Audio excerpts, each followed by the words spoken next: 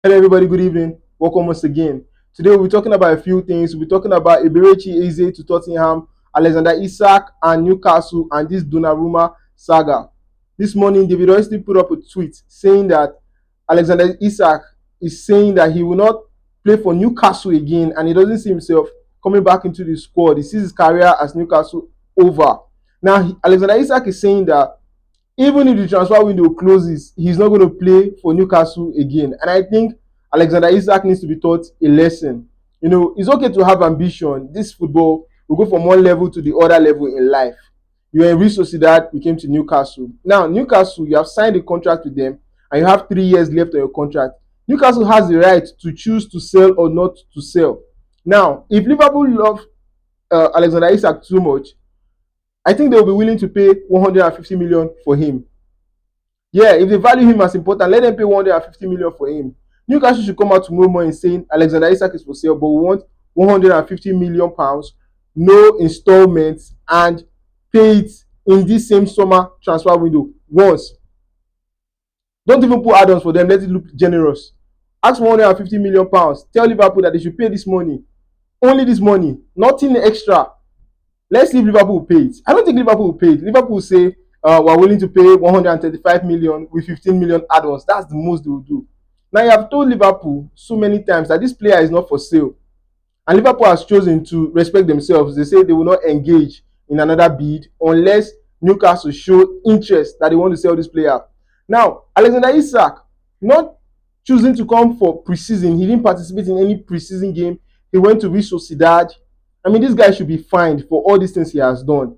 If you don't put the rule down, if you don't practice these things, then player power will always be bigger than club power, and it's annoying. Isak is hot right now, but he's also injury prone. Now, will Liverpool want to buy a striker that is injury prone for 150 million without installment, pounds, not euros? Now, let's see if they will do that for him. Saying that he will not play for Newcastle again, who does he think he is? Who does he think he is? Now, Newcastle needs to show him a lesson. Newcastle said they cannot sell the player until they get a replacement. And Newcastle has tried their best. They have asked so many people to come. They refuse to come to Newcastle. It's not Newcastle's fault. So if Isak cannot play with Newcastle's team after the transfer window closes, then he might probably miss the World Cup. We have Victor Gyökeres can play for his country. Yeah, Sweden does not really need him. So you see, he will miss the World Cup if he doesn't play ball with Newcastle.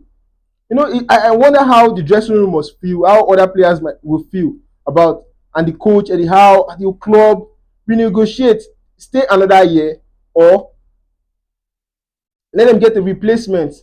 So this whole Alexander Isak thing is becoming annoying, and I know most people out there are saying, let Isak go, free Isak. What is that?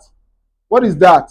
Isak should stay another year, then Liverpool will come for him maybe with 100 million next season, 2026. Or he should be patient. All these statements is not helping the matter. Why would Liverpool want a player that is coordinating himself in this kind of way, who miss training, travel to Spain, his former club, not be in preseason because he wants to leave the club? That's no way to get yourself out of the club. That's no way. So if Liverpool were complaining about Alexander Arnold, then why would they complain about? Why shouldn't they complain about Alexander Isak? They should also complain about his character. It goes on and on. It goes on and on. Now, another news that is annoying, because I really don't want Isak to go to Liverpool. Now, if Isak goes to Liverpool, Liverpool will win the league. I know that they played very poorly. I know they played very poorly in the Community Shield, but it doesn't matter. 38 games is the Premier League. They will know how to solve that problem. Just because they lost the Community Shield, they went to talk to two players, and those two players have agreed to come. It's just negotiate with the club, and they will bring in Giovanni Leone from Parma. I didn't even know his name until today. They'll bring in the player from CRR, a young player, and they'll bring in Maguire from Crystal Palace, who has 1 more year left on his contract. And we know the transfer window will be closing in 20 days. September 1st, everything will be over. So Liverpool is getting their act together just to win another Premier League, and they want Alexander Isak. But if they are going to get this guy, then they should be ready to pay 150 million. Newcastle should place their stance. Say the player is for sale. Say Isak is for sale, and the price is 150 million pounds without installments. Let's see if Liverpool will play ball. I think they will go and leave the player to dry. By that time, Alexander Isak will now have to decide: do I want to miss football for 1 year or I'll play football? Now today, I saw one news that is on the internet and it's so annoying me.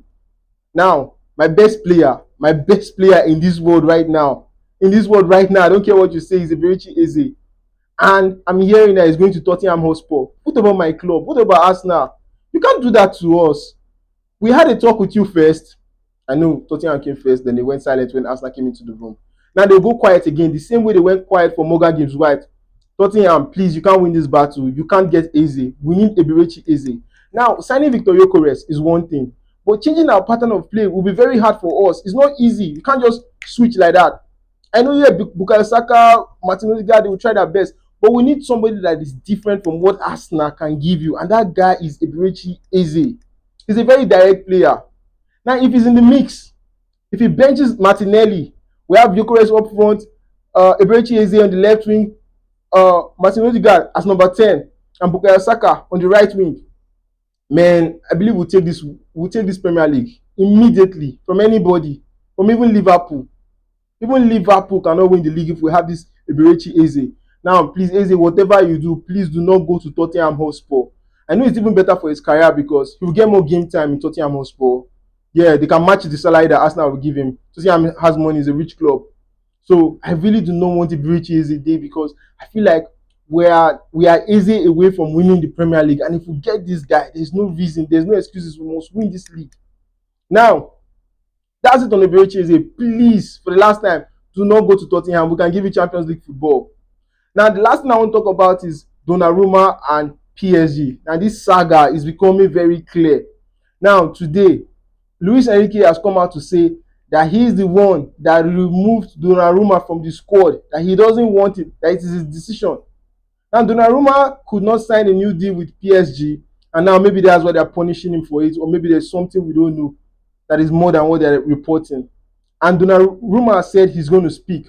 We're still waiting for a statement. He says he's going to speak. And now he's not going to play in the Super Cup against Tottenham Hotspur. What an important match. Now, I look at it in one way. I look at it like PSG is ungrateful. Yeah, I said it. PSG is very ungrateful. How will you do this to the guy that helped you win the Champions League, man? I saw what this guy did against Arsenal. Arsenal should have won that game if not for Donnarumma. If not for Donnarumma. Donnarumma is good. He's good. That height, that body, that size, scaring strikers, not letting in the goal in the net. If not for Donnarumma, you can't win the Champions League. I tell you, with all the flashy players that PSG got, they needed Donnarumma to win the league.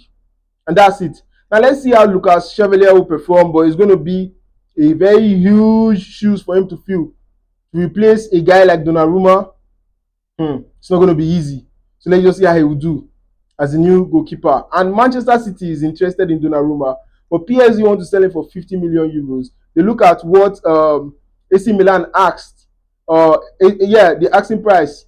Chelsea wanted to buy AC Milan goalkeeper Mike Mignon, but it couldn't happen because of the price. So they say if that guy is valued at 25 million pounds, then our own keeper is 50 million euros, who won the Champions League.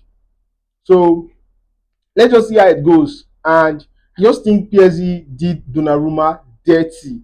They did him dirty, and it's very, very upsetting. Very, very upsetting. So, guys, Manchester City is looking to get Donnarumma, and Ederson might be going to Galatasaray. Manchester City already has James Trafford, but they want more. I thought James Trafford would be the number one goalkeeper, taking him from Newcastle, or from Burnley actually, but Newcastle wanted to get him, and that player that Newcastle missed in this transfer window. So let's just see how it goes. One more thing, Bissouma was left out of Tottenham Hotspur's squad by Thomas Frank, the head coach, saying that he has been missing, he has been coming late for training, and that's his punishment. So he's not going to be participating in the Super Cup. That's Bissouma's punishment. So let's just see how João Palhinha and Bentancur will do. Let's see how they will do now that they don't have Bissouma. I don't think they really need Bissouma like that, but I like that player. Although he has some poor decisions he make, but I like that player. So, but you can't be coming late for training. So guys, thank you for watching Talking Football Daily. Please don't forget to like the video, subscribe to the YouTube channel. Thank you. Bye for now.